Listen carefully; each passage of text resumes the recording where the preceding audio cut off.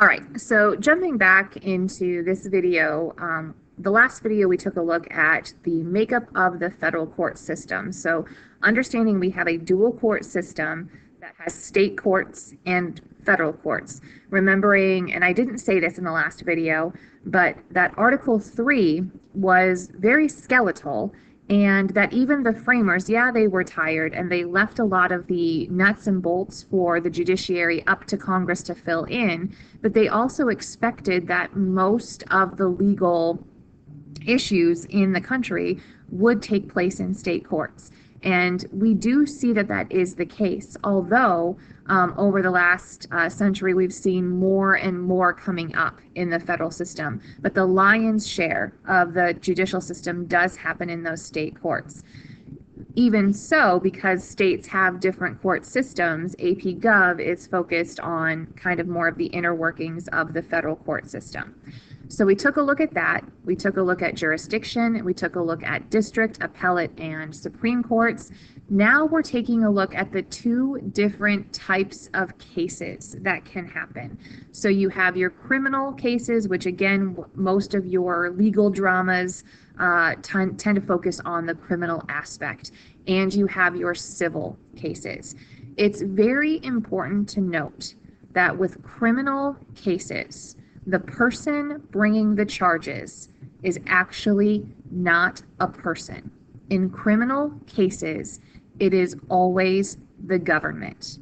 It is the state versus the person being accused of the crime. It is the U.S. government versus the person being accused of the crime. So you need to kind of keep that in mind, and we'll go through that. In civil cases, so an example of like in a wrongful death after the criminal case has taken place, O.J. Simpson is actually a really good example of this one. So O.J. Simpson was acquitted in his criminal case of killing Nicole Simpson and Eric Goldman, or I might have gotten his name wrong, but was acquitted in that. So he was not found guilty of those murders.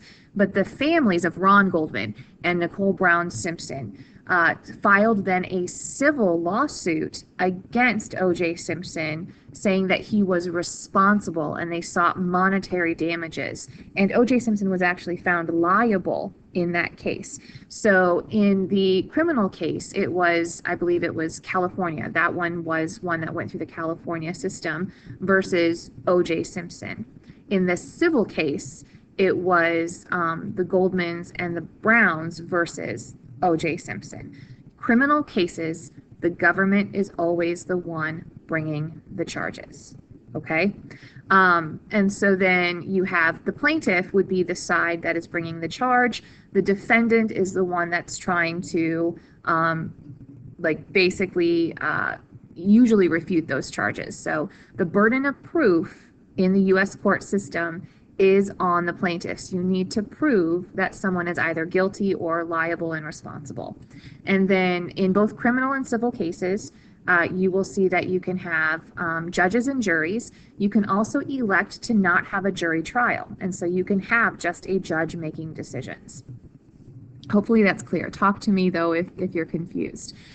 This is a layout that also goes through this. So criminal cases are typically issues dealing with breaking the law, and these can be things all the way up to murder as well. And typically, again, the government is the person bringing the charges, and then the accused or the defendant here are trying to, to show that they have not successfully brought enough evidence to find them, convict them of guilt. The decision, again, is going to be based on the evidence and proving beyond a reasonable doubt. This is a very high threshold, and we'll see some more of this in class.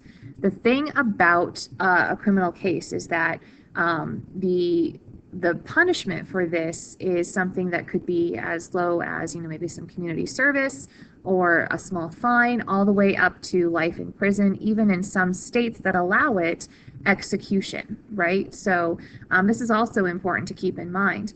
In Iowa, if you commit murder and are found guilty of that murder, the state of Iowa currently does not have the death penalty, and so you will not be executed for that crime.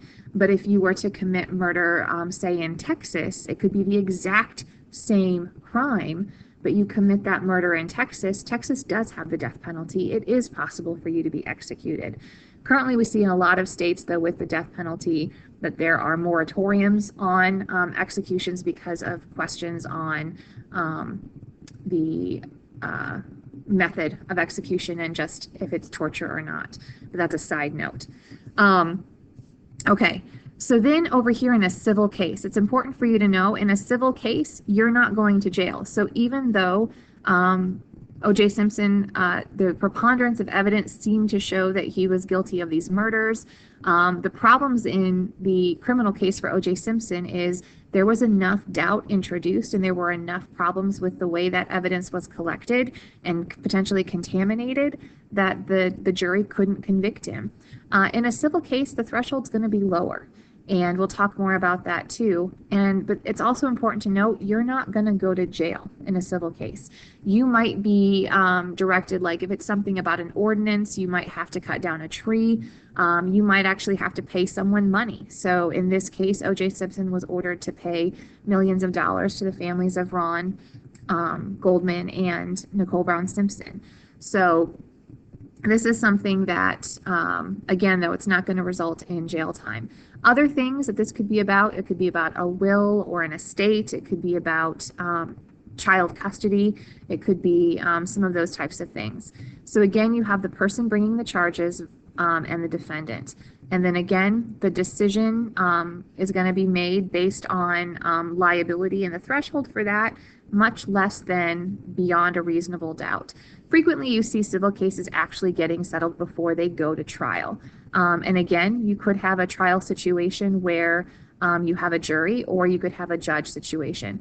Judge Judy is a real deal. So the people going, this is a small claims court, but they've waived their rights to a jury trial, and they've actually allowed for Judge Judy to make her decisions. Those are binding decisions, so she'll make her judgments.